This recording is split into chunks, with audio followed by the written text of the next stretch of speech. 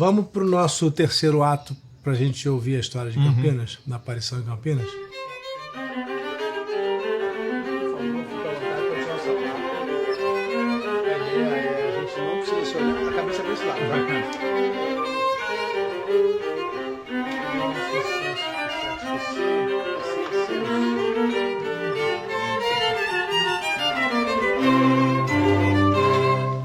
Então, aqui a gente vai ter, eu acho que o melhor ambiente para você me contar. Você descobriu que tinha uma tradição que contava dessa aparição? Como é que foi? A primeira vez que eu ouvi falar sobre Nossa Senhora das Lágrimas foi em São João da Boa Vista mesmo. Então, na época que eu era coroinha, eu ajudava a missa no Carmelo, em São João, e as religiosas, as irmãs, participavam da missa, irmãs de outros conventos. São João é perto de Campinas? É perto de Campinas, 1h e pouco de Campinas.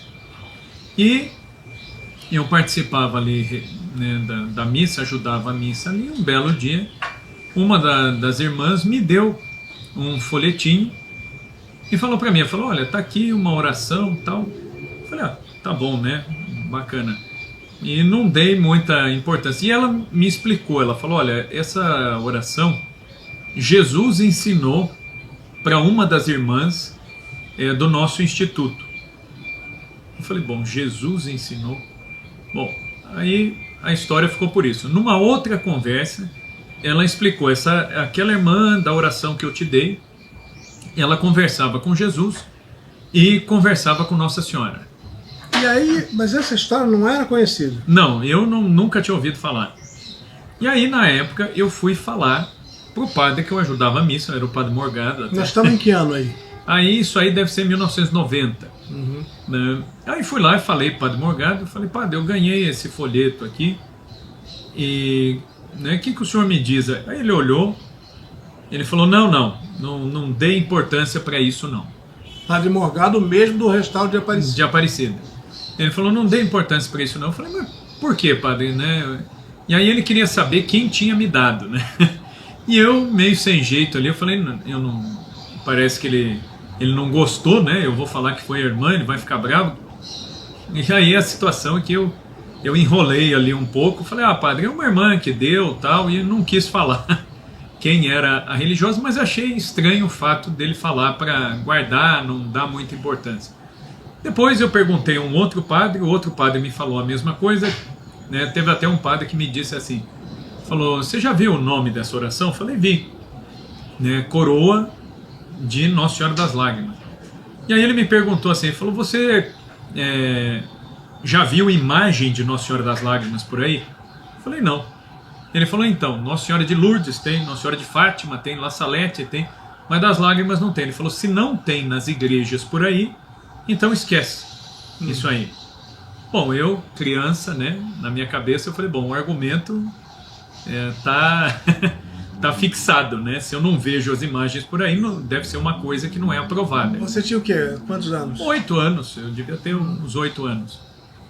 E não liguei mais para isso. Os anos passaram, eu com 15 anos quis ir para o seminário.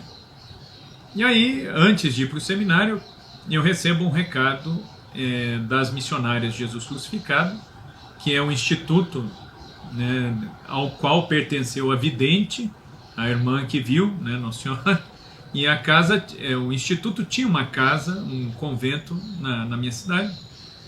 E aí eu recebi um recado que era para eu ir até o convento delas, elas queriam falar comigo. O que eu imaginei? Eu falei, elas querem se despedir, me conhecem desde criança, eu estou indo para o seminário, deve ser alguma coisa assim. Chegando lá, me botaram numa sala, e nesta sala eu vi 2 quadros, 2 retratos antigos na parede, um bispo e uma freira. Imaginei, falei, deve ser os fundadores aí delas e tudo mais, né? E aí, nessa altura em que eu estava ali, eu fiquei esperando ali, dali a pouco veio a mesma irmã que quando eu era menor me deu o folhetim. Falou, olha, Rafael, nós soubemos que você vai para o seminário e tal, e tem um enxoval, né? Roupa de cama, número de meias, número de camisetas, o seminário mandava tudo listado, né? E elas compraram elas falaram, olha, nós quisemos fazer esse presente para você. E compraram o meu enxoval inteirinho, né, ali para levar para o seminário. Eu agradeci ali tudo. No fim da conversa, essa mesma irmã falou, olha, eu vou te dar aqui um papel, guarda com você e reza. Ela me deu a mesma oração. Ela falou assim, olha, tá aqui esse papelzinho aqui, é uma oração, isso aqui é uma irmã, contou toda a história de novo. Acho que ela até se esqueceu que anos atrás ela tinha me dado isso, né? E aí eu peguei esse papelzinho e eu lembrei da conversa com os padres e eu falei, bom, peguei por educação ali, depois joguei fora. O que estava te preocupando, te interessando ali, não era exatamente a oração, mas o fato de haver algo que parecia ser uma aparição. Tinha ali uma aparição, né? Que a irmã falou que aquela oração veio de uma aparição.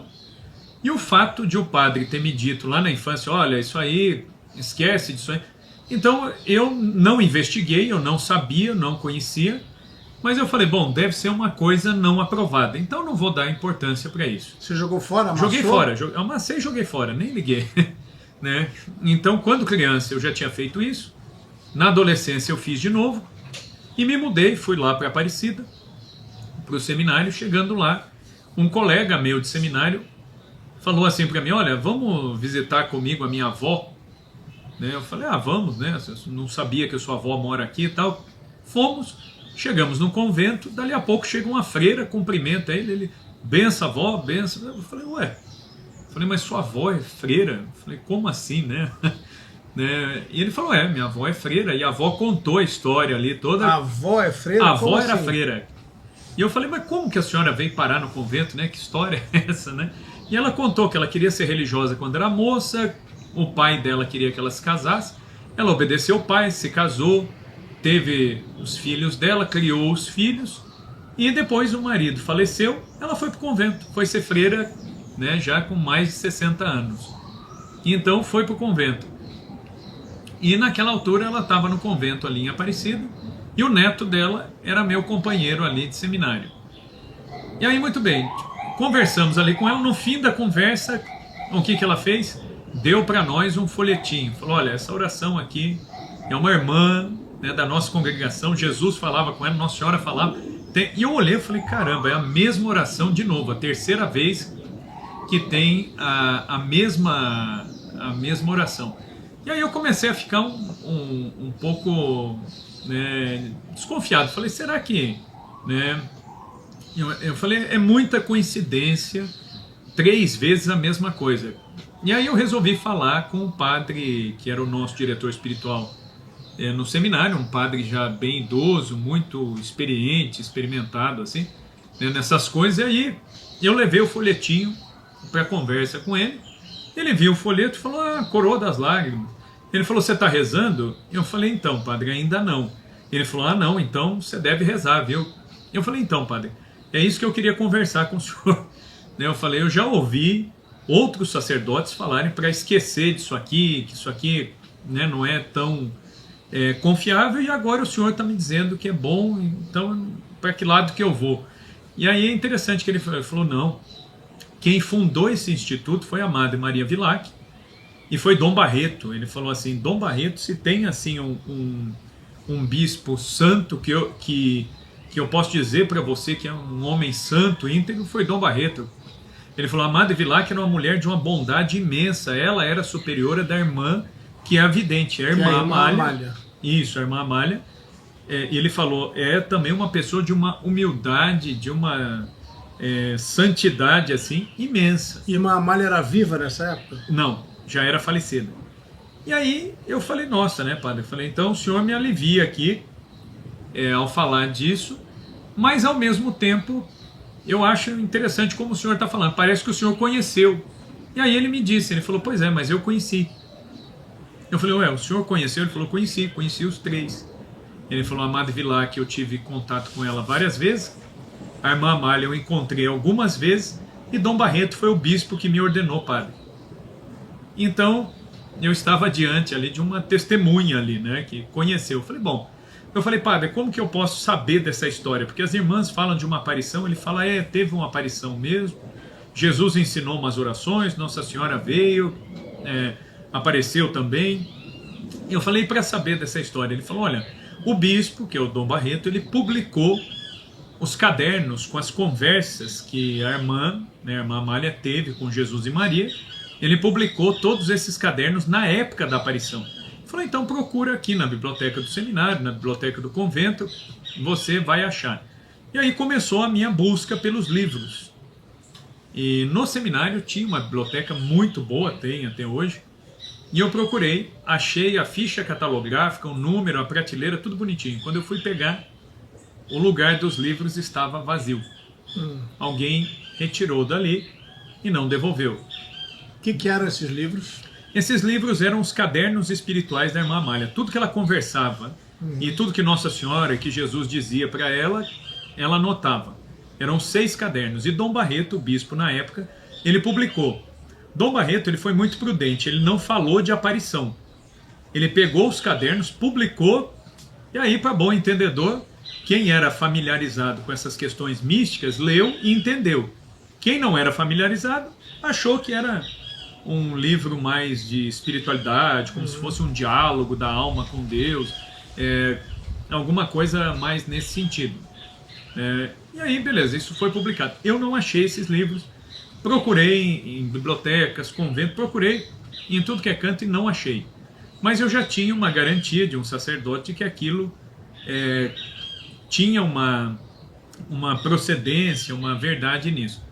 Os anos passaram, eu saí do seminário, e isso ainda estava na minha cabeça, eu não sabia como achar, onde achar. E aí um belo dia, eu estava trabalhando na catequese e fui ajudar num retiro para as crianças da catequese, e o retiro foi num convento de umas freiras, eu não sabia quais freiras seriam. Chegando no convento eu vejo uma freira com hábito azul e branco, e perguntei, falei, a senhora é missionária de Jesus crucificado? Ela falou, sou. Você conhece e tal? Eu falei, conheço, expliquei. Eu falei, olha, na minha cidade lá tinha, em Aparecida eu tive contato também, depois saí do seminário e tal. E essa religiosa, ela falou, olha, vocês vão fazer o retiro para as crianças, no final eu queria dar uma palavrinha. Tá bom, ela já era bem idosa, e muito bem, ela quis dar uma palavrinha. Falei, no final a senhora fala. No final, ela falou assim para nós, ela falou, olha, nós temos um costume na congregação de rezar pelas pessoas que vêm à nossa casa. Então ontem à noite eu não sabia quem exatamente viria. Estava rezando por vocês na capela, participei da missa, comunguei. Ela falou, e depois eu fui rezar diante da imagem de Nossa Senhora. Depois é que eu fui saber que é a imagem de Nossa Senhora das Lágrimas, a primeira imagem, a imagem original. E ela falou, eu estava rezando ali diante da imagem de Nossa Senhora e tive assim uma inspiração de repartir com vocês uma história que eu sei e que se eu morrer, morre comigo. Ela falou, eu não sei porquê, eu não sei para que falar para este grupo, mas eu vou falar para este grupo. E aí ela começou a contar toda a história de Nossa Senhora das Lágrimas. Então me conta, qual é a história de Nossa Senhora das Lágrimas? A história de Nossa Senhora das Lágrimas é a seguinte, Dom Barreto e Madre Vilac fundaram um instituto missionário em Campinas, em 1928. Nesse instituto, ingressaram algumas moças dali de Campinas e uma imigrante espanhola. A imigrante espanhola é a irmã Amália, que havia acabado de chegar da Espanha e começou a morar ali em Campinas, junto com a família. E as outras moças eram moças dali de Campinas mesmo. E a Maria Vilac chefiava esse grupo. Então, Dom Barreto e Maria Vilac formularam a regra, o estatuto desse grupo. E essas 8 primeiras moças começaram um trabalho missionário na periferia de Campinas, dando catequese, visitando famílias, organizando cestas básicas, fazendo um trabalho que era ao mesmo tempo social e de evangelização muito grande, muito amplo. E a irmã Amália, que ingressou no instituto, ela desde a infância ela já tinha graças místicas. Por exemplo, ela viu Nossa Senhora na véspera de sua primeira Eucaristia, com 10 anos de idade. No dia da sua primeira comunhão, ela relatou para a mãe que ela viu Jesus. Isso na Espanha? Isso na Espanha ainda, na cidade de Riós, na Galiza, né, na região da Galiza, na Espanha, perto de Santiago de Compostela. Então ela já relatava isso desde criança. Aos 15 anos, a partir dos 15 anos, ela começou a sentir as dores da paixão de Cristo no próprio corpo. Ela via as chagas de Cristo no próprio corpo. Só que essas chagas não se abriam no corpo, eram chagas místicas. Era espiritual, embora ela tivesse dor física. Mas isso até então era um segredo da família. Ela quis ir para o convento, Dom Barreto sabia desses dons, Madre Vilac sabia desses dons, mas até então, tudo calmo, tudo tranquilo. Dia 8 de novembro de 1929, chega na portaria do convento o irmão mais velho, o irmão de sangue mais velho da Madre Vilac. Chegou transtornado, chorando, porque a esposa, que era mãe de 3 filhos pequenos, uma escadinha, estava grávida do 4º filho. Ela desmaiou em casa, ele levou para o hospital e acreditou que era alguma coisa relacionada à gravidez, algum contratempo assim, um contratempo mais corriqueiro mesmo, né, da gravidez. Só que a mulher deu entrada no hospital e não acordava, ela não voltava. Os médicos falaram: olha, ela entrou em coma, vamos fazer os exames com os recursos disponíveis na época. E fizeram os exames e constataram qual era o quadro. A esposa do Pedro Vilac tinha um tumor no cérebro que já estava espalhado, já estava tomado, e os médicos desenganaram, falaram: olha, diante da medicina, o que tinha para ser feito foi feito, agora é com Deus. Mas o que o médico disse? Falou: é melhor você já providenciar até o sepultamento dessa esposa. E ela estava grávida, o bebê não sobreviveria, a mãe não sobreviveria, e ele teria que pensar no que fazer com os 3 filhos pequenos, né? Então é um desespero tamanho. Ele sobe, vai até a portaria do convento e pede para a irmã dele orações e tal. E aí elas eram em 8 só. Conforme ele chegou, aquela movimentação toda, ele chorando e tudo mais, as irmãs foram chegando e todo mundo foi sabendo da história. E nisso a irmã Amália estava ali, ouviu isso, e ela pediu à Madre Vilac permissão para ir até a capela. Falou: madre, é horário de trabalho, mas eu posso subir a capela um instante? A Madre Vilac, sabendo, né, que a irmã Amália era ótima intercessora e tinha ainda mais esses dons místicos, essas graças, ela autorizou. A irmã Amália sobe até a capela e se coloca ajoelhada à frente do altar, de braços abertos em cruz, e ela fala para Jesus ali no altar. Fala para Jesus no sacrário, né, na Eucaristia: Jesus, se ainda for possível fazer alguma coisa pela esposa do Pedro, eu estou disposta a trocar minha vida pela vida da mãe de família. Então, se é para o Senhor tomar alguém, levar alguém, que o Senhor me leve. Deixe essa mãe de família sobreviver e toma a minha vida. Eu ofereço a minha vida pela vida da mãe de família.